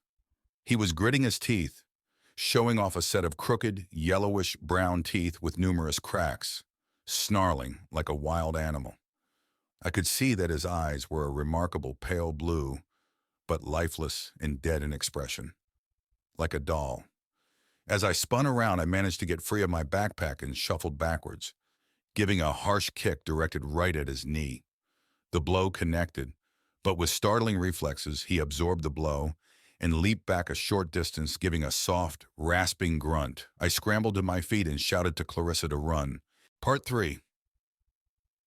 We abandoned all pretense of confidence and just sprinted along what we could see of the trail leading out of this place. Clarissa was now screaming continuously as we ran, not caring to save her breath for running, but I couldn't exactly blame her. She stayed ahead of me, gradually getting farther from me until I was afraid I might lose sight of her.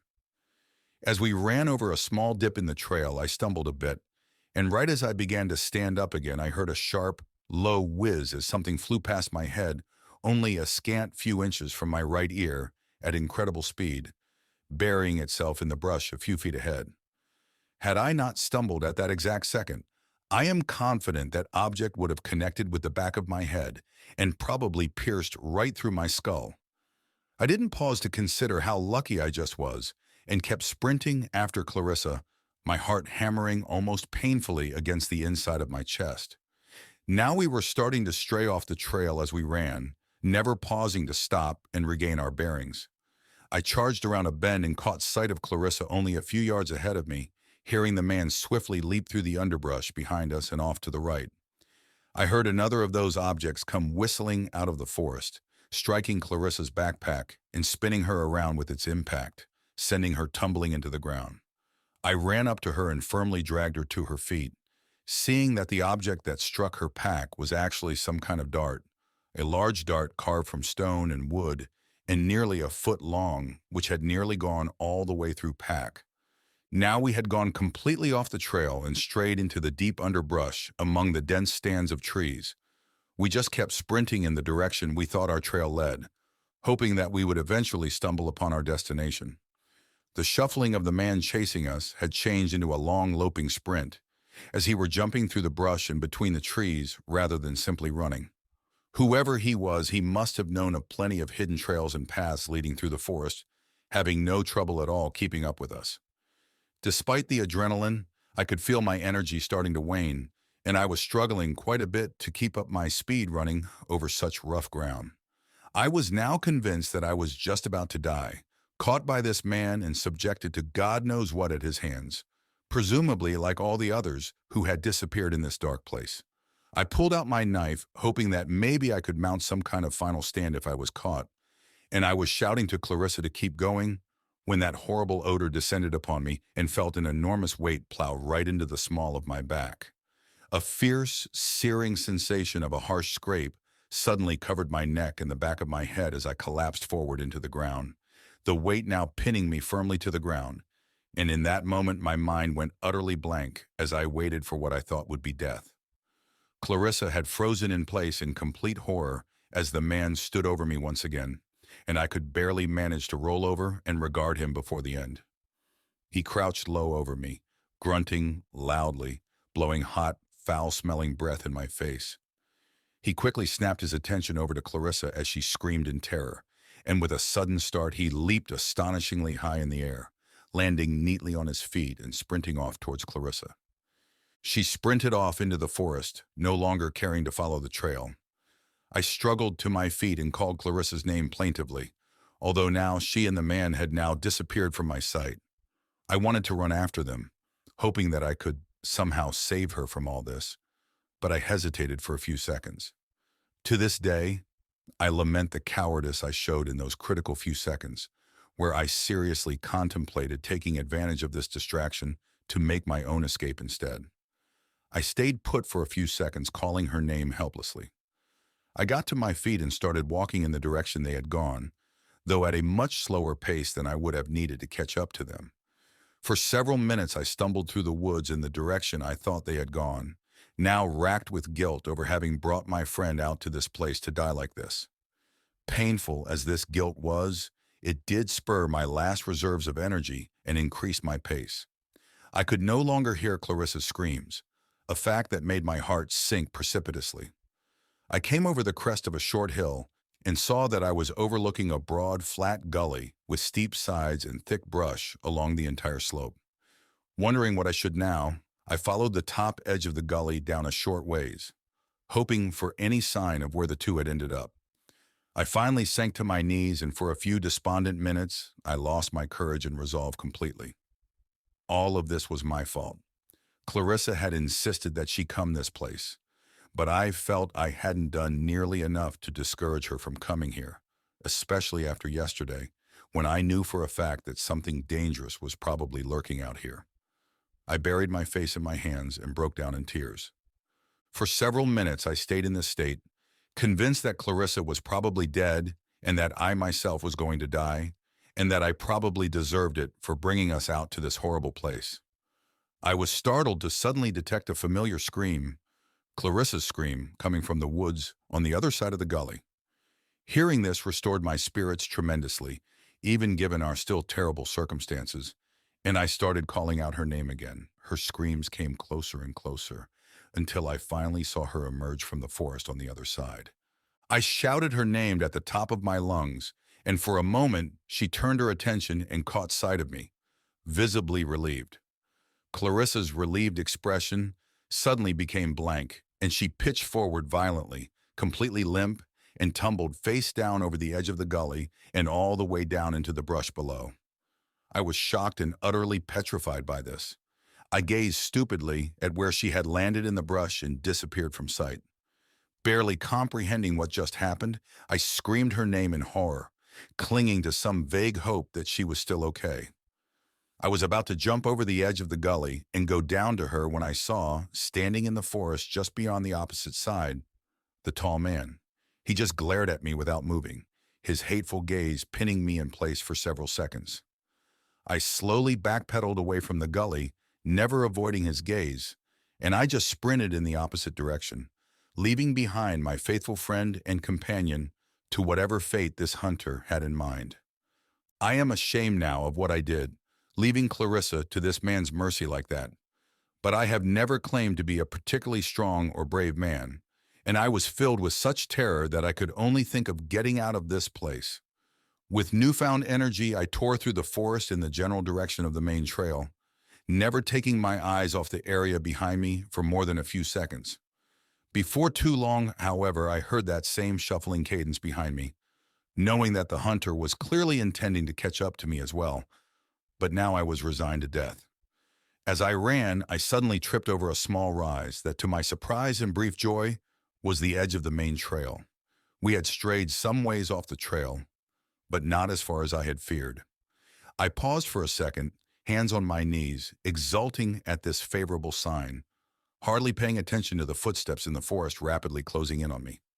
I turned in that direction, standing in place with complete resignation, no longer caring to run anymore. I saw the hunter slinking and leaping through the brush many yards distance, quickly closing the distance, when he paused in what seemed like confusion. I think perhaps he didn't expect me give up like this, or that the fact I wasn't running anymore didn't trigger his instinct to chase. Instead, I shouted in his direction, bellowing profanities and saying that I didn't care if I lived or died, and challenging him to take up the pursuit again. I gripped my knife tightly, fully intending to put up a fight this time, while the hunter just slowly approached me, his eyes fixed on mine. I don't know if he even understood a word of what I yelled at him, but I just kept yelling and carrying on, hoping that his confusion might give me an opening. When he was about 5 yards from me, the hunter slunk into a low stance, like a wild animal preparing to pounce. For a few seconds we glared at one another, clearly not sure who would make the first move. Then, with another rasping grunt, he sprung up and charged at me with all his might. At that moment, time seemed to slow down to a crawl, but even with this illusion, he appeared to cross the distance with remarkable speed. My inhibitions now gone, I did the first thing I could think of and raised the knife over my shoulder and pitched it like Rambo, and the knife streaked through the air and caught him across his stomach. He gave a powerful yelp that startled me out of my petrified state and clasped at his stomach, glaring at me more hatefully than ever. For a few seconds, I thought my idiotic gambit had failed, that I had only angered him and left myself without the knife in the process. He seethed and spat between his crooked, rotten teeth, that awful stench seeming to get even worse than it had been before. With a furious wail, he suddenly turned around and loped back in the direction from which he came, giving off those animalistic grunts as he went. I was stupefied by this for several seconds, hardly believing that this had worked after all. I inched forward to where my knife had landed after skidding across his stomach, and I saw that I indeed had drawn blood with my well-aimed throw. I snatched it up off the ground and backed up towards the trail. After his sudden retreat, I considered if perhaps I should go back to the gully where Clarissa had fallen, hoping that maybe I could find her and be sure of her fate. I couldn't. I had been lucky 3 times now, narrowly escaping death by mere inches, and now that I had more or less returned to my senses, I was now sensibly afraid again of trying my luck for a 4th time. Instead, I decided that I would leave the forest, return to town, get help, and hopefully come back with a small army at my back. After all, I had been attacked in the woods, and my friend was probably badly hurt and in serious danger.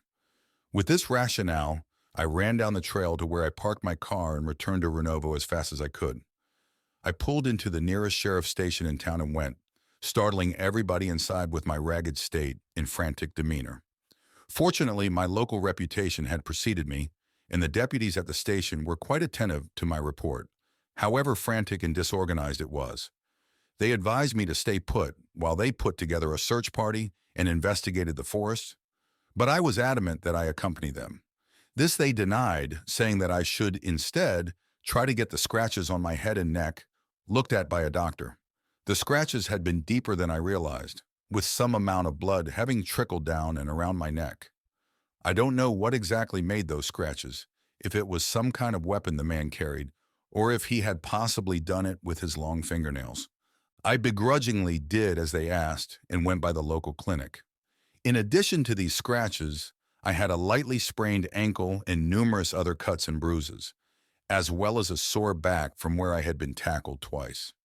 The scratches on my head had become quite tender and painful, and according to the doctor, the wounds were absolutely filthy, lodged with dirt and grime, and he was curious just how I had gotten them. All I could say was that I had been attacked out in the forest, but I did not say by what. This seemed to satisfy his curiosity for a time.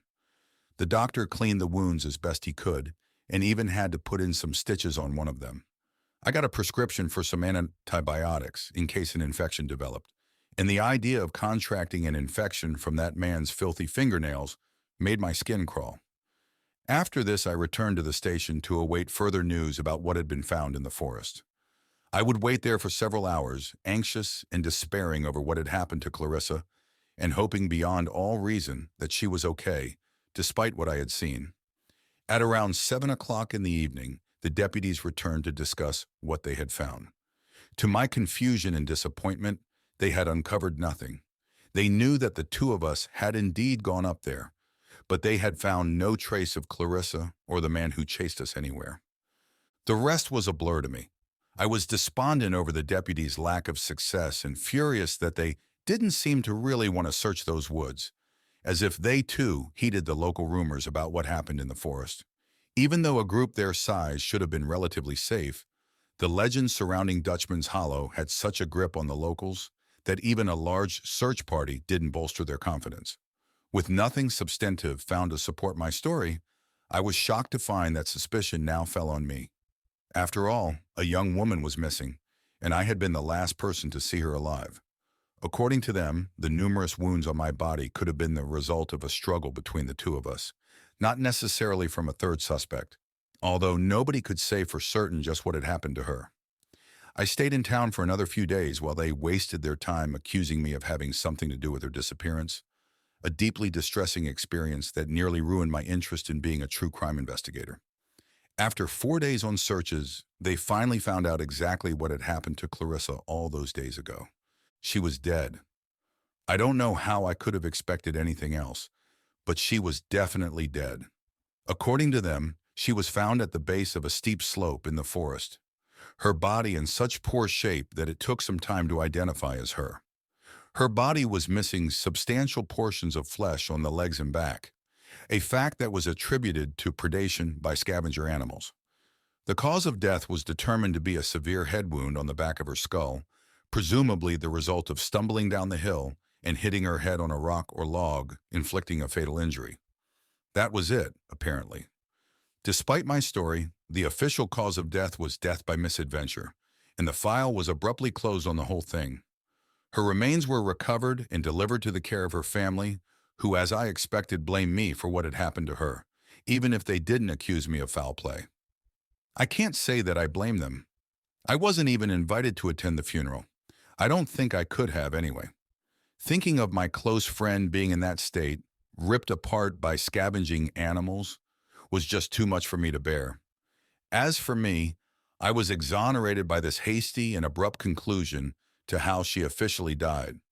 After all these years, I still don't fully understand why my story was ignored by the authorities, why they just brushed me off after she was found and examined, even when they seemed to believe me wholeheartedly in those first few hours. For years, I nursed thoughts of a grand conspiracy to suppress any stories about what happens in those woods, a conspiracy that encompassed generations of locals and the authorities. But after some time, I abandoned this thinking. Now I think they just assumed we were stupid kids who got lost in the woods, and one of us got themselves killed by accident, or that it was just a wild animal attack. Nothing nefarious whatsoever. I don't deny that we were just dumb kids way in over our heads, but I know just what we found in those woods. Whatever they say, I know that it wasn't just an animal attack, a nightmare, or a wild fantasy. 30 years later, I like to think that this experience, horrifying and soul-crushing though it was, helped me mature both as a person and as a writer of true crime. I am no longer the silly kid who pursued it as a morbid hobby, crusading across the country in search of cheap thrills at the expense of real human tragedies. I learned the respect the subject demands, and I know what it truly means to serve the public interest, profit or not. But in between my researches for new cases and book material, I still periodically renew my investigation into the mystery surrounding Dutchman's Hollow. By now, I must have a file 4 inches thick about it. To this day, people still do disappear in abnormal numbers in the region. Travelers, hitchhikers, loggers, campers, all types that pass through. In all that time, nobody else has ever shown interest in investigating it besides me. Few people ever reference the history of it. I still think about what happened in the forest in those grim days of 1989, and I wonder how it all connects to the history of the region. I think about the original settler families, the Macduffs and the Vanderheides, and just what could have happened to them all those years ago.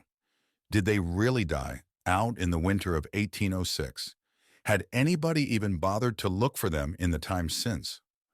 Who was the last living descendant of those two families? Were any of the grisly and salacious rumors about them true?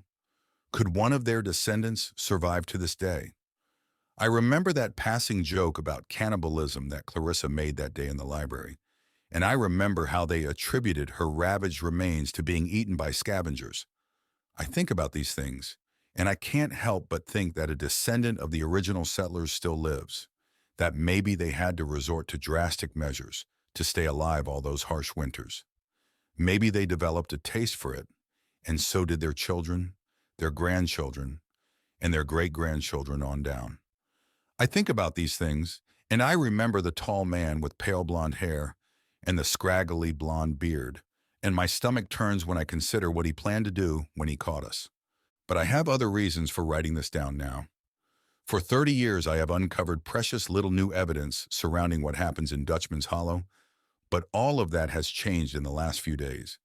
I have already told the story of Raymond Hess, the only known survivor of all the people who have ever disappeared in the region, about how his later years were marred by accusations of involvement in several murders, accusations never proven. For years, I knew nothing about what happened to him or where he went when he left the United States in 1980. Recently, I came into possession of information revealing this exactly. He floated around different countries in Central America, first in Mexico and then Belize before eventually turning up in Chile several years later. In 1987, he arrested, charged, and convicted of a string of 12 murders in central Chile, a region he terrorized for years as a widely feared serial killer known as the Vampire of Valparaiso. In 1988, while serving a life sentence, he granted an interview to a Colombian psychiatrist named Heriberto Zayas, an interview that was videotaped but kept confidential for several decades. I have seen this video. I can't tell you how I managed to get a hold of it, but be assured that I did, and it cost me dearly. What follows next is a transcript of the interview, which Hess gave in English, and he describes what exactly happened to him those 2 weeks he was missing in Dutchman's Hollow. The tape was rather poor in quality, even for the time, but after several viewings, I am confident that I have transcribed it in its entirety. I can't tell you what you should make of what you read. You'll just have to form your own conclusions. Part 4. Interview start. This is Dr. Heriberto Zayas. Interview with prisoner designated CF1 855334. Name Raymond Hess from United States. Convicted the 19th of November 87 for murder, sentenced to life term. Can you speak into the microphone, please, Mr. Hess? Yeah. Hello. Good. So, Mr. Hess, I have some questions for you here, but I may ask some others as we go along. Is that all right? Sure. Excellent. So, Mr. Hess, you are from the United States, correct? Yes, that's correct. Where in the United States? I mean, where did you live? I'm originally from Pennsylvania. Altoona, actually. I see. It is a nice place? Yeah, very. I miss it. I'm sure you do. You grew up there? Yes. Do you wish you could go back? Yeah, all the time. I can't, though. Why not? You have family there, right? I just can't. Can't go back to America at all. Some shit happened back there and I just can't go back. What happened? Could your family help you? They can't help me. I just can't go back. Not to them, not to anybody. Why not? I can't go back because for the same reason I'm in jail right now in this country. You have a criminal record in America? Yeah, I've been accused of stuff, but I never got put in jail for anything. What were you accused of? Same stuff I'm in jail for right now. You were accused of murder? Of cannibalism? Something like that, yes. I see. Well, I have some other questions as well about you personally. Is that okay? Yeah, sure. Doesn't matter. Okay, well, can you tell me about your childhood? Your parents? What about them? They were okay. So they were good to you? Caring? Loving? Yeah, they were fine. Never hit me or anything except when I really had it coming. And the rest of your family? How were they? Good, I guess. I have an older brother. Were you close to him? Yeah, sure. Usual brother stuff. What sort of brother stuff? Usual stuff. Walk me to school, help me with bullies, playing catch, that kind of stuff. Wasn't anything fucked up if that's what you're getting at. No, it's fine. I see what you mean. Sure you do. Well then, let's talk about your school. How was school? Okay, pretty much. I wasn't that good at it. You had difficulty in your classes? Sometimes, sure. Were you ever mocked, made fun of for not doing well? No, I don't think so. You mentioned bullies earlier? Sometimes, nothing too bad. I see. It was all pretty normal. Come again, Mr. Hess? I said it was normal. My childhood, I mean. I didn't have a fucked up childhood or anything. It was normal. Above board. Nothing weird or sinister or anything like that. I see. Look, man, I know you're trying to get into my childhood and all that, but there's nothing there. I know I'm in jail for some bad stuff, but I'm not Ted Bundy or the fucking Zodiac or something. I'm a normal guy. Well, I used to be pretty normal. I see. You said you used to be normal. Yeah, I guess I did. What do you mean by this? I could tell you about it, maybe. I can't say you're going to believe it, but I'll tell you. But don't you go telling anybody else about it, huh? They'll just think you're nuts or something. Mr. Hess? I'm serious, man. If you're just going to write me off as nut job, then I'm done here. No, that is not what I am suggesting, Mr. Hess. I'm not a real bad guy, okay? I'm not a psycho or anything. I've done some nasty shit, but none of it's really about me. I understand how you feel, Mr. Hess, but you say these things, but your crimes. They speak for themselves, no? What did I just say, huh? I ain't a fucking lunatic. I said none of that stuff is really about me. Please, calm down. You say, it is not about you? What do you mean by this? Look, I'll explain it, but you gotta listen real close, you know? I mean, look, imagine like a coyote or something. You got coyotes here, right? Yes, we do. Right. Well, imagine a coyote, and he's real hungry, so he goes out, catches, and kills a little baby bunny. That sounds bad, right? At face value, I mean. Kills a little bunny and eats it. But we don't get all pissed off about a coyote eating a little bunny, do we? He's got to eat too. And everybody's got to eat. I got to eat. That's life. You just take what comes to you, what you catch, and you end up living another day, because the alternative to living is even worse. I understand your meaning, Mr. Hess, but what? You don't sound like you get it. I understand, but you say that you must do these things because you must eat. Yeah, that's not so fucking hard, is it? Mr. Hess, you are in prison because you killed and ate many people. You say you must eat, but why like this? There is other food, is there not? These people, they have lost family. You cannot understand why you're here? You think I don't know there's other food out there? You think I don't at least try eating it? Because I do. And it ain't the same. It just ain't. I couldn't live only on ribeye steaks any more than I could live on eating only dog turds, and I fucking try. Back home, I tried with pork chops. I heard that's almost like eating people, you know? I would take these pork chops and just wail on them with a meat tenderizer, trying to get them real soft, you know? And I thought I was getting real close too. But it just didn't work. But why? Why do you have to eat only human flesh? You can't live your whole life this way. You would have to kill a man every day to live on only that. I try to get by on what I can. Don't think I don't try. I tried the pork chops. I tried steaks and chicken and duck. I found a guy in Valparaiso who can get all kinds of meat, even that African bush meat, like monkeys and that kind of shit, illegal stuff. And it was close, man. But there ain't nothing close enough to live on forever. That stuff could get me by for weeks, maybe a few months. And when I couldn't stand it no more, I just had to have the real deal. You don't get it, man. I feel like if I don't have that stuff, I'll just die. You mean to say you are addicted to eating it?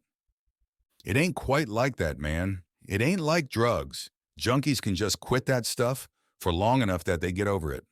I tried and I couldn't, not even after 6 months. It's not an addiction, it's the hunger. The hunger? What is that?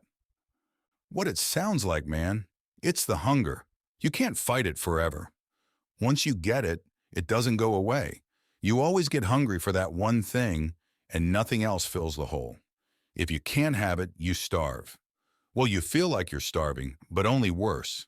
You feel like you'll just turn inside out if you can't get it, like the whole goddamn universe will cave in on you if you don't feed it. You. You think this is why you must eat human meat? I don't think I have it. I have it. I got it years ago. Nothing makes it go away. You feed it for a time and it goes down inside you for a while, but you always know it'll be back. What caused you to get this hunger? I think I know. What was it? It wasn't always like this, man. I was normal. I was a good person. Shit like this shouldn't have happened to me. It happened back in America? Yeah, 11 years ago now. Almost a third of my whole life. Go on. You know, not a lot of people can say there's one moment, one exact moment, where absolutely everything in your whole life changes. I was just driving down the road late one night. A normal thing, something I've done 1,000 times or more. Just driving through one of the state forests up in Pennsylvania on my way to my next job. And I was happy, you know. I didn't give a damn about anything. A job here, a job there, spend some dough in the local bar. That was my life. Now I can't even remember what it felt like. Sighs. I was driving along the road and I saw this guy just lying there on the side of the road. Looked like he was dead or something. Kind of a dirty guy, long hair, scruffy beard. So I thought he was just bum or something. So I figure I'll be a good guy today. I'll stop and see if this guy is hurt or something. If I was down on my luck like this guy, I'd want somebody to help me out. I pull off the road to go check on him, and I'm leaning over him, and pow! Something just knocks my lights out. I didn't see what. I come to maybe a minute later, and no shit, I'm hog-tied, being dragged by my feet through the woods, face in the dirt. I had no idea just what the hell I walked into, so I start yelling and carrying on, trying to get a good look at who's doing this. But it's dark, and I can't lean up to get a good look. Then I start thinking about what's going on. I mean, I got ambushed. I'm getting dragged through the woods all tied up. I don't know where I'm going. So I'm thinking I'm about to get roped into some kind of shit from Deliverance or something. Like I'm going to get raped or tortured by some fucking hill people. You were kidnapped? Well, yeah, I didn't volunteer to go with this guy. And this guy was walking real fast too. And I feel like my face is going to look like an old tire by the time we get where we're going. Eventually we do. I get chucked into this cave or dug out or something, and I'm just left there still tied up. I'm like this for days, just pissing and shitting in my own pants. Not that I had much to piss or shit, because I wasn't getting food or water. Every couple of hours, this guy, that same bum I found on the side of the road, comes in and just kicks the shit out me. He doesn't say a word either. He'd be in there for close to an hour, just throwing rocks at me or pouring water on me, and then he'd start kicking me and hitting me with this long stick. He does this routine for days. Torture is a very traumatic event. I can imagine you still have some issues from it. All that was just the warm-up. One day he comes in, and I'm expecting more of the same, except he picks me up and drags me off somewhere else. This time it's a shack or something, kind of wedged in next to a hill, looked like someplace a witch would live. He takes me in there, and I'm expecting he's going to kill me, rape me, something like that. Instead, he shows me something looks like slaughterhouse or something, just full of meat hanging on hooks, dead animals, all kinds of dead things. And it fucking stank, too. Felt like I was sticking my head down an outhouse. He props me up against the wall, then he takes some kind of meat off the wall and starts hacking away at it with this big cleaver, except it's made out of sticks and rocks or something, like something a caveman would use. He's flinging this stuff everywhere, getting little bits of blood and flesh all over the place, even on me. You say it was full of meat? Yeah, see where this is going? Anyhow, he's making me watch while chops this stuff up, then he pulls me over and cocks my head back. Then he picks up this bit of meat he's been chopping, and he stuffs it right into my mouth.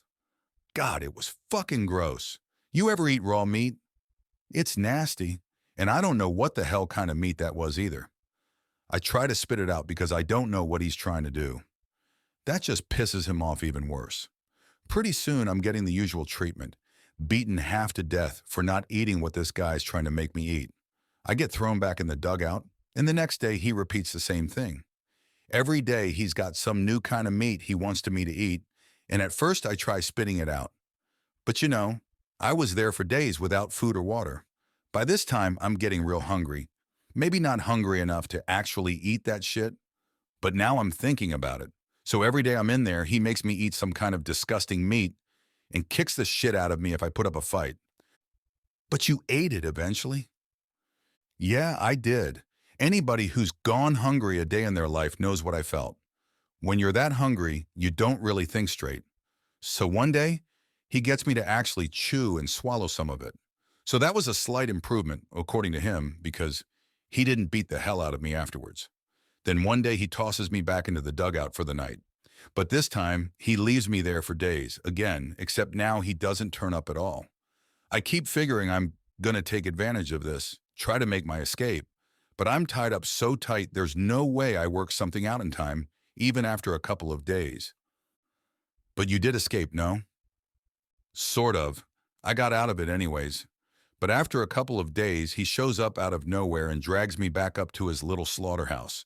And I'm starving at this point, so I don't put up a fight. Instead, when I get in there, I see. Are you all right, Mr. Hess? Do you need a moment?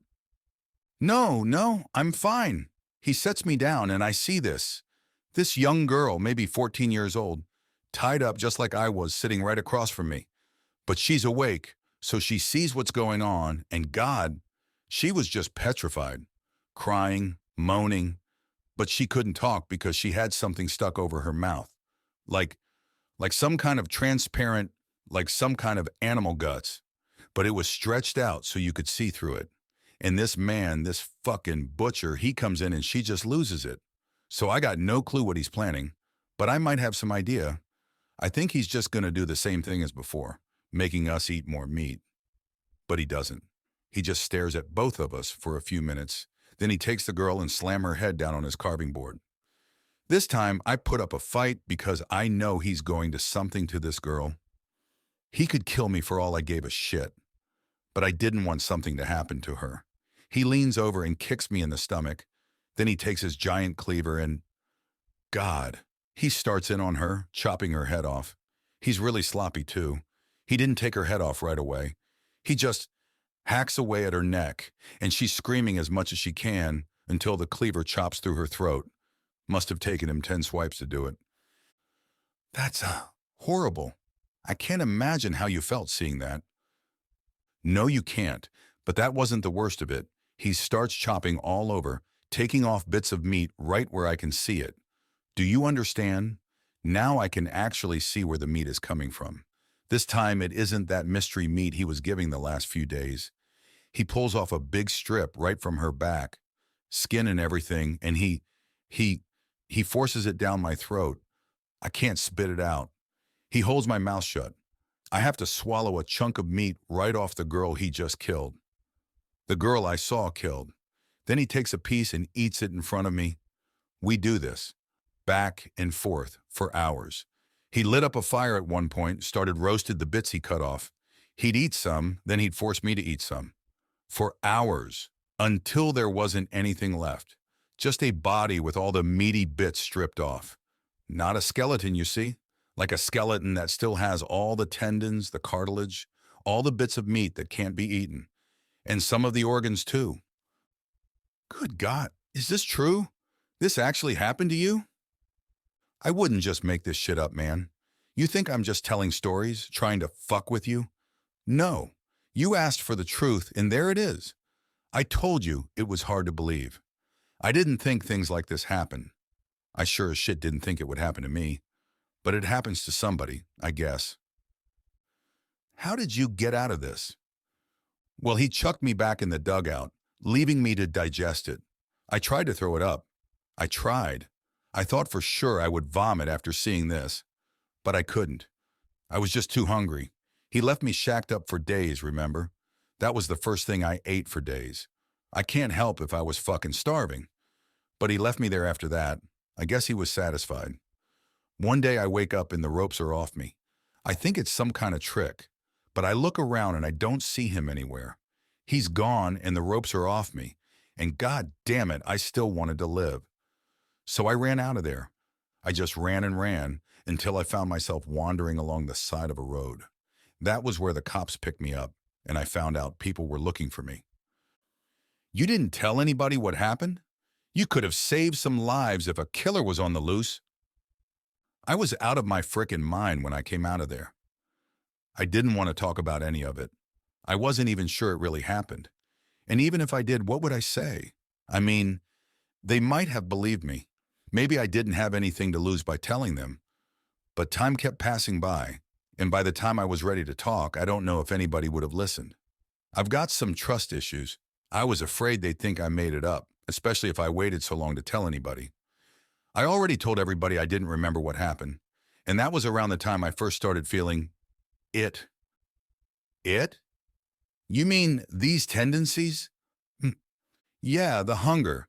That's where I got it. You know, I thought it was all bullshit, all those stories about people eating human flesh and getting obsessed with it. But it happened to me. It wasn't bullshit after all. That fucking freak in the woods turned me, man. He gave it to me. And I'm pretty damn sure he did it on purpose too. Like he wants other people to get it. Why? Why does somebody want that? He ruined my life. The hunger ruined my life. The only life I've got. And now I'm here in this hellhole, and I'll never get to feed it again. I can't possibly live like that. I'm tainted. Now I can't do the only thing that will keep me alive. Don't lose hope, Mr. Hess. There is treatment available for your condition. It's purely psychological. You don't need to eat human flesh to survive. With treatment, this condition will not control your life. No, I'm not worth it. I'm pretty damn sure there is no cure for this. Doesn't matter anyways. I'm gonna die in this place, unless you think the judge believes otherwise. Any illness is worth treating, Mr. Hess. You don't have to lose your quality of life, even in these circumstances. Look, I'm tired, and I'm done. I don't want to talk anymore. That's the truth. I'm just tired. Just think what you want. I'm finished with all of it. You got all this on film, don't you? Just watch it again. I'm done. I'm just done. That's all, folks. Mr. Hess, are you sure about... Tape ends. The next day after this interview, Raymond Hess, an American citizen convicted of multiple murders and incarcerated in a Chilean prison, was murdered by a fellow inmate, ostensibly in self-defense. According to this inmate, El Americano attacked him without provocation in a prison corridor, attempting to bite him before being stabbed and beaten in return. So ended the sad, sorry life of Raymond Hess, devoured whole by the silent suffering that would drive him to claim the lives of many others. Few would mourn the passing of the vampire of Valparaiso, but prison legend would keep his memory alive. Legends of a vicious cannibal that once stalked the halls, threatening to feast upon the flesh of any unfortunate enough to cross his path. Few would ever know the true origin of this legend. Fewer still would believe it. But this world has dark corners that few would expect, and I sincerely hope that one day I will live to see the legend of Dutchman's Hollow come to its end. And there we have it, dear listeners. Another journey into the shadows has come to an end. If you enjoyed our nocturnal escapade, please show your support with a like and subscribe. Your engagement lights the way for more tales to be shared. Stay tuned, stay spooky, and most importantly, stay safe as we continue this journey into the shadows together. Good night.